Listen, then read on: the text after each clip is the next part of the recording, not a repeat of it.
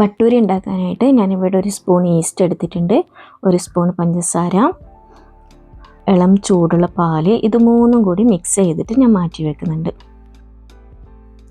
ഞാൻ മൈദ എടുത്തിട്ടുണ്ട്, അത് ഞാൻ കുറച്ച് കൂടുതലായിട്ട് എടുത്തിട്ടുണ്ട്. അപ്പം നിങ്ങളുടെ അത്രയാണോ ആവശ്യം അത്രയും എടുക്കുക. അതിനാവശ്യത്തിനായിട്ടുള്ള ഉപ്പ് എടുത്തിട്ടുണ്ട്. പിന്നെ അതിലേക്ക് 1.5 സ്പൂൺ നെയ്യ് ഒഴിച്ചിട്ടുണ്ട്, 3 സ്പൂണ് തൈര്. പിന്നെ നമ്മുടെ ബട്ടൂരി ഒന്ന് മൊഞ്ചാക്കാൻ വേണ്ടി അതിലേക്ക് ക്യാരറ്റും അതേപോലെ കുറച്ച് മല്ലിച്ചപ്പും കൂടി ഇട്ട് കൊടുത്തിട്ടുണ്ട്.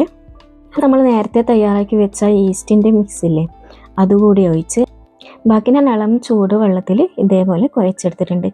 കയ്യിൽ കുറച്ച് ഓയിലാക്കിയിട്ട് ഞാൻ അതിന് പിന്നെ ഒന്ന് മുകളിലെല്ലാം തടവി കൊടുക്കുന്നുണ്ട്. അങ്ങനെ നമുക്കിത് 5 മണിക്കൂറോളം ഇവിടെ റെസ്റ്റ് ചെയ്യാൻ വേണ്ടി വെക്കാം കേട്ടോ. അപ്പം ഞാൻ ഇത് 5 മണിക്കൂർ കഴിഞ്ഞിട്ടാണ് നോക്കുന്നത് കേട്ടോ. നല്ല അടിപൊളിയായിട്ട് പൊന്തി വന്നിട്ടുണ്ട്, കണ്ടില്ലേ? അധികം ബലം കൊടുക്കാതെ സോഫ്റ്റായിട്ട് നമുക്കിതൊന്ന് പതിയെ കുഴച്ചെടുക്കാം.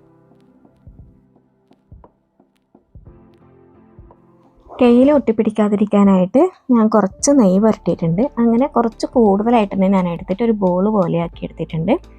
ഇനി നമുക്കത് കുറച്ച് മൈദ വിതറി അതിൽ നിന്ന് പരത്തിയെടുക്കാം. ബട്ടൂരിക്ക് അധികം തിന്നാവാതെ കുറച്ച് കട്ടി തന്നെയാണ് പരത്തിയെടുക്കേണ്ടത്. പിന്നെ അത് ഞാൻ 2 ഭാഗങ്ങളായിട്ട് കട്ട് ചെയ്തെടുക്കുന്നുണ്ട്. നിങ്ങളുടെ ഇഷ്ടത്തിന് നിങ്ങൾക്ക് എങ്ങനെയായാലും ഷേപ്പാക്കി എടുക്കാം. ഞാൻ ഇവിടെ എണ്ണ ചൂടാൻ വേണ്ടി വെച്ചിട്ടുണ്ടായിരുന്നു, അതിലേക്ക് ഇട്ട് കൊടുത്തിട്ടുണ്ട്. നല്ല അടിപൊളിയായിട്ട് പൊന്തി വന്നിട്ടുണ്ട്.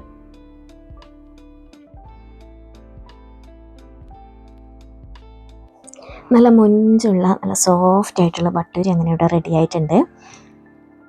എല്ലാവർക്കും എൻ്റെ വീഡിയോ ഇഷ്ടമായെങ്കിൽ സബ്സ്ക്രൈബ് ചെയ്യാത്തവരാണെങ്കിൽ എല്ലാവരും സബ്സ്ക്രൈബ് ചെയ്യുക, ഷെയർ ചെയ്യുക, ലൈക്ക് ആൻഡ് കമൻറ്റ് ചെയ്യുക. ഓക്കെ, അടുത്ത വീഡിയോ ആയിട്ട് വരാം. ബൈ.